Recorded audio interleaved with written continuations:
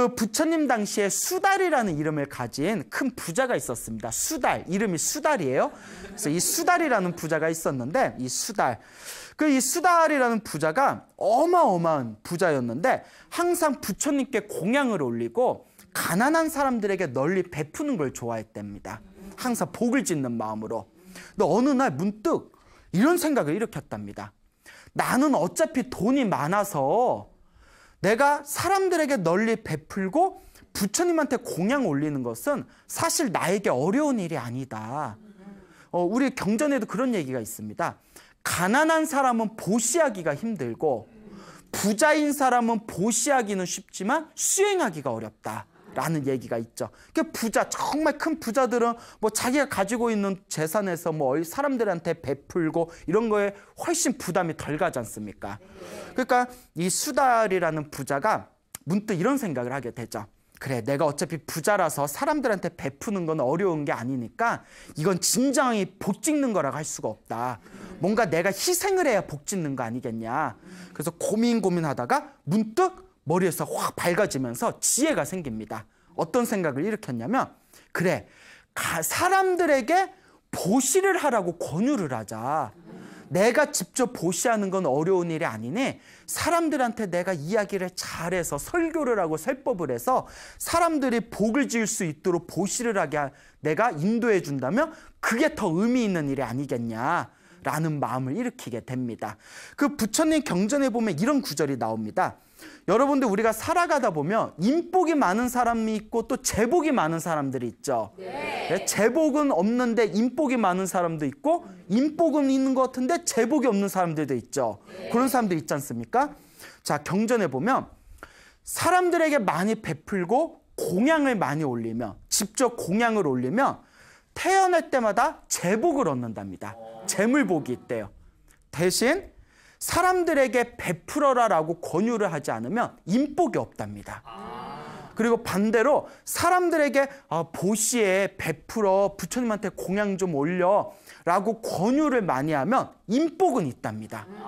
근데 말은 그렇게 해놓고 정작 자기가 보시하거나 공양하지 않으면 대신 뭐가 없다? 재복이 없답니다.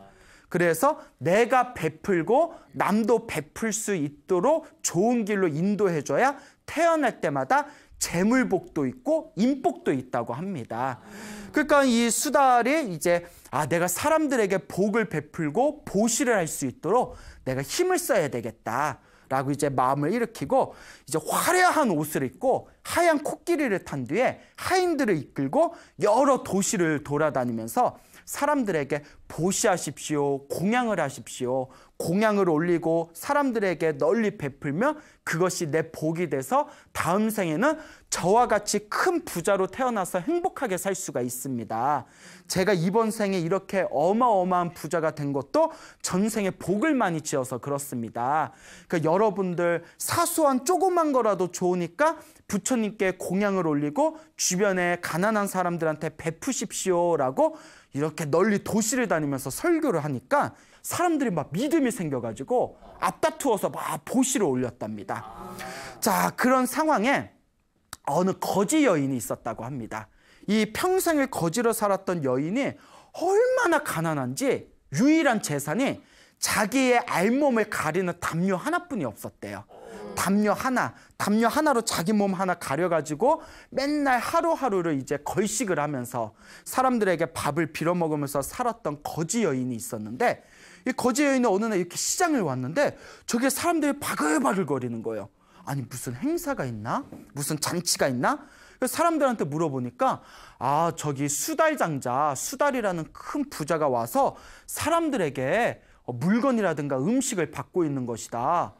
거지 여인이 깜짝 놀라가지고, 아니, 수달장자는 이 땅에서도 손꼽히는 최고 부자 중에 하나인데 뭐가 아쉬워서 사람들한테 물건을 구걸하는 겁니까? 하니까 그 옆에 있던 사람이 웃으면서 에이, 저 사람이 뭐가 아쉬워서 구걸을 하겠냐. 그게 아니라 수달장자는 부처님 제자인데 부처님의 가르침을 받들어서 사람들에게 복을 지을 수 있도록 보시를 권하고 있는 것이다. 그래서 사람들이 수달장자의 이야기를 듣고 다들 감명을 받아서 다들 자기가 갖고 있는 것을 공양 올리거나 가난한 사람들에게 베풀기 위해서 수대장자에게 이렇게 보시를 대신 올리고 있는 것이다 라는 이야기를 듣고 이 거지 여인의 마음이 찌릿하고 이제 마음이 움직이게 됩니다. 수대장자 같이 큰 부자도 저런 공덕을 짓는데 나는 지금까지 뭘 하면서 살았는가? 평생을 거지로 살면서 내가 누군가에게 베푼 적이 있었다는 말인가 하고 곰곰이 자기 삶을 살펴봤더니 한 번도 누군가에게 베푼 적이 있다 없다? 없었던 거예요. 그때 이 거지 여인이 진지하게 다음과 같이 고민합니다. 내가 이번 생에 이렇게 지지리도 복이 없이 거지로 살아가게 된 것은 그만큼 전생에 무엇을 많이 안 지어서 그렇다. 복을 많이 안 지어서 그런데 전생에 지어놓은 복이 없어서 이번 생 이렇게 거지로 살아가고 있는데 이번 생에도 내가 복을 짓지 않으면 다음 생에도 무엇으로 태어날까? 거지로 태어나지 않을까라는 생각을 일으키게 됩니다. 여러분, 다음 생에도 우리가 이렇게 살아야 된다 생각하며 거지로 살았던 사람이 다음 생에도 거지로 살아야 된다 하면 얼마나 그지 같은 일이에요. 예? 그러니까 막 마음이 막 미치고 팔짝 뛰는 거예요. 그래서 이제 심각하게 고민을 한 뒤에 내가 이번 생에는 나도 무언가를 보시해야 되겠다.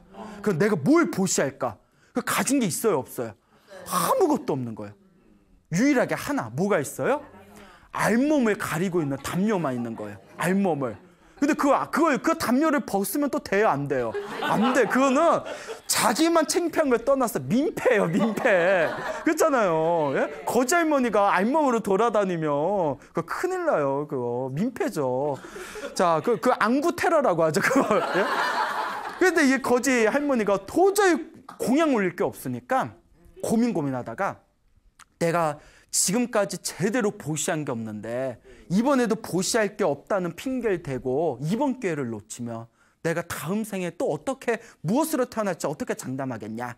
지금 이 순간 내가 결단을 내려야 된다 해가지고 멀리서 몰래 이렇게 숲을 속에 들어갑니다. 몰래 이렇게 숲풀에 이렇게 나무가 우거진 곳에 들어가서 수달 장자님 하고 불러요. 그 수달 장자가 누가 나를 부르지?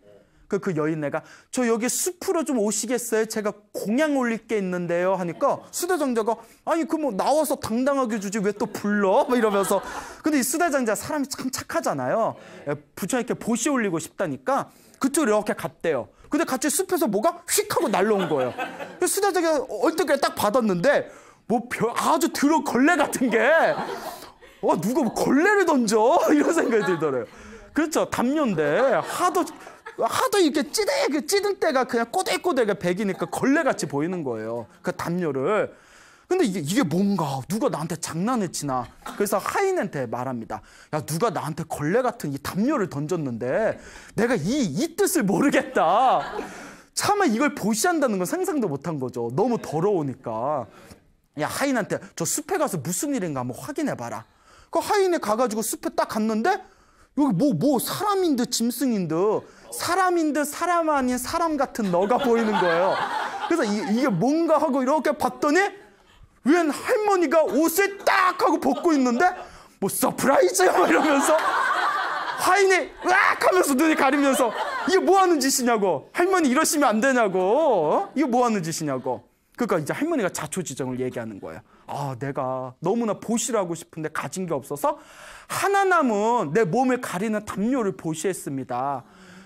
이걸 쓸 수 없으면 스님들의 발 닦는 걸레라도 쓰게 해주십시오.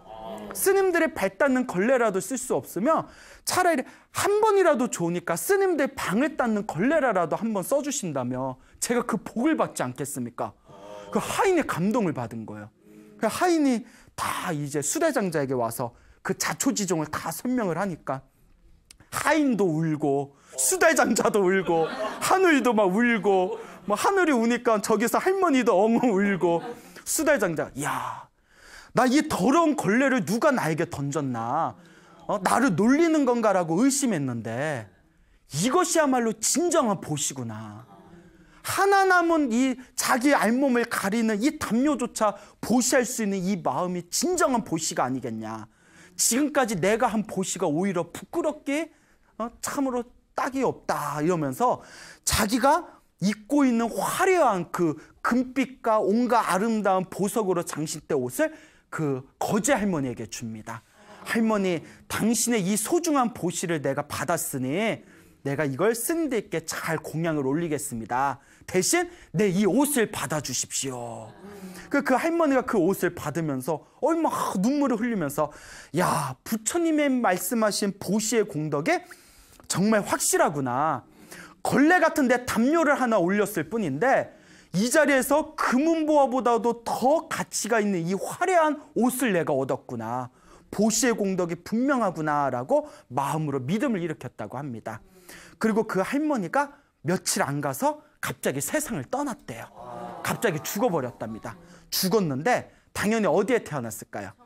예, 하늘세계 신으로 태어났답니다. 그때 자기가 가지고 있는 유일한 재산인 담요를 부처님께 공양 올린 강력한 공덕의 힘으로 하늘세계 신으로 태어났을 때 이 하늘세계 신이 문득 이런 생각을 합니다. 나는 전생에 어떤 공덕을 지었기에 이 하늘세계 신으로 태어났을까? 그 궁금하잖아요. 그래서 자기 천안통으로 자기의 전생을 이렇게 꿰뚫어 봤대요. 내가 전생에 뭐였을까 하고 봤더니 뭐였어요? 그렇죠. 거지 할머니였던 거예요. 거지 할머니였는데 무엇을 올렸다? 네, 몸을 가리고 있는 그 꼬들꼬들 그 때가 잔뜩 끼어 있는 그 걸레 같은 자신의 알몸을 가렸던 걸레 같은 담요일만정 정성을 다해서 그 공양을 올렸던 공덕의 힘으로 자기가 하늘세계 신으로 태어났다라는 것을 깨닫게 됩니다. 그래서 와, 내가 하늘세계 신으로 태어난 것은 다 누구의 공덕이다? 부처님과 수달 장자, 그 수달이라는 부자 덕분에 내가 하늘세계에 태어났으니 내가 감사의 뜻을 표해야 되겠다 해가지고 한밤중에 그 수달 장자의 집에 싹 내려와서 이제 수달 장자에게 당신 덕분에 내가 하늘세계 신으로 태어났습니다라고 정중하게 인사를 올렸고, 그리고 또 부처님이 계신 사원에 가서 부처님께 거룩한 부처님께 정성스럽게 3배의 예를 올리면서 부처님을 찬탄하였다라는 내용이 전해지고 있습니다. 자, 그래서 그 다음날 제자들이 부처님께 아침에 다음과 같이 이제 문안 인사를 올리면서 다음과 같이 질문을 던집니다. 부처님, 어젯밤에 부처님이 계신 방 안에 환한 광명이 일어났는데 그게 도대체 무슨 사연입니까? 무슨 인연입니까? 라고 여쭤보니까 부처님께서 그 전생의 수달장자에게 자신의 몸을 가리고 있던 담요를 보시한 노파의 이야기를 하시면서 그 노파가 하늘세계 신으로 태어났고 하늘세계 신으로 태어난 그 공덕을 부처님께 감사하는 마음으로 찬탄하기 위해서 어젯밤에 내 방에 잠시 내려와서 인사를 하고 돌아간 것이다. 그때 하늘세계 신인 천신이 내려온 이유로 인하여 내 방에 환한 광명이 잠시 일어났던 것이다 라는 그런 이야기가 전해지고 있습니다. 이와 같이 그 담요, 그 걸레로도 쓰일까 말까 할 정도 그 더러운 담요조차도 그것을 보시하는 사람의 간절하고도 정성스러운 마음이 담겨 있다면 능히 하늘세계 신으로 태어날 수 있을 만큼 강력한 선업을 일으키게 된다고 합니다. 그래서 불교에서는 우리 부처님께서 우리 중생들에게 행복하게 살고 싶으면 복을 지어라. 복을 짓되 복을 짓는 가장 첫걸음은 바로 무엇이다? 보시라고 했습니다. 대신 보시라는 이야기를 하시면서 대신 중요한 게 보시를 할 때 화려하고 귀중하고 좋은 것을 보시하는 것보다 더 중요한 것은 무엇을 보시하든 그 보시하는 것에 무엇이 담겨져 있는 거? 그렇죠. 마음, 정성스러운 마음, 간절한 마음이 담겨져 있는 게 가장 중요한 보시의 마음이라고 했습니다. 그런 여러분, 이와 같은 얘기를 들어보니까 보시하는 게 어려워요? 쉬워요? 그렇죠. 쉽습니다. 내 마음이 중요한 겁니다. 100원 한 장, 100원 하나라도 10원 하나라도 정성스러운 마음으로 보시하면 그것들이 다 나의 복으로 돌아온다라는 것을 명심하시기 바랍니다. 알겠죠? 네. 자, 그래서 부처님께서 어느 날 길을 걸으시다가 부처님께서 이제 탁발하실 시간이 돼서 어느 여인의 집에 들어가시게 됩니다. 그 여인의 집에서 가만히 바루를 들고 있을 때 그때 밥을 짓고 있던 여인이 다 부처님께서 그 집 밖에 서 있는 모습을 보고 부처님께 이렇게 밥 한 덩어리를 바루에다가 이렇게 올려드립니다.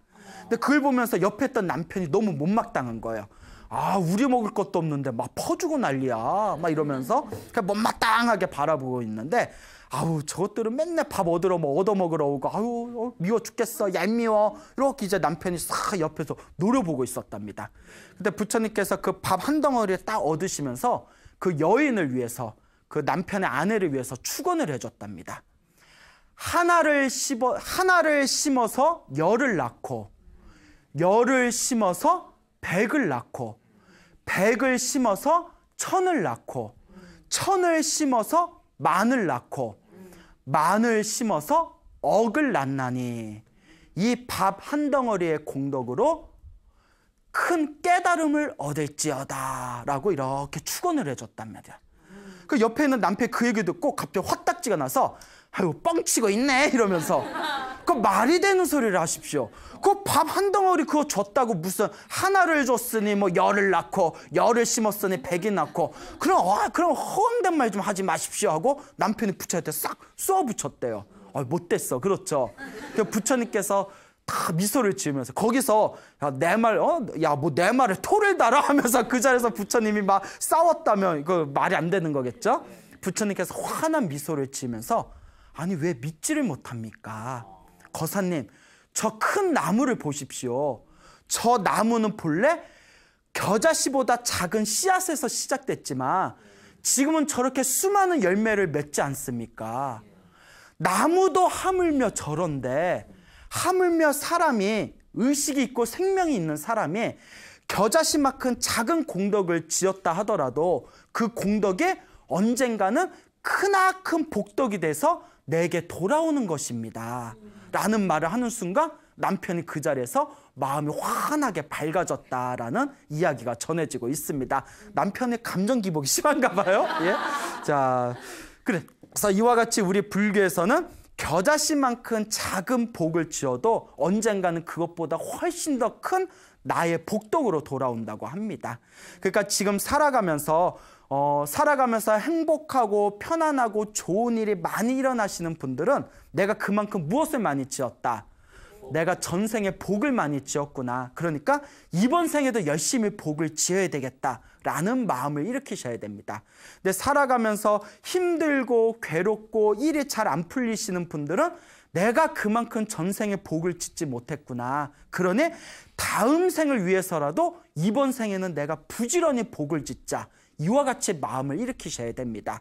여러분들께서 하나하나 지어나가는 작은 공덕이라 하더라도 그것이 언젠가 큰 복이 되어서 나에게 돌아온다는 이 인과응보의 법칙을 철저히 믿으시기 바랍니다. 여러분, 행복해지고 싶습니까? 네. 행복한 삶을 창조하고 싶습니까? 네. 복을 지으십시오. 선업을 지으십시오.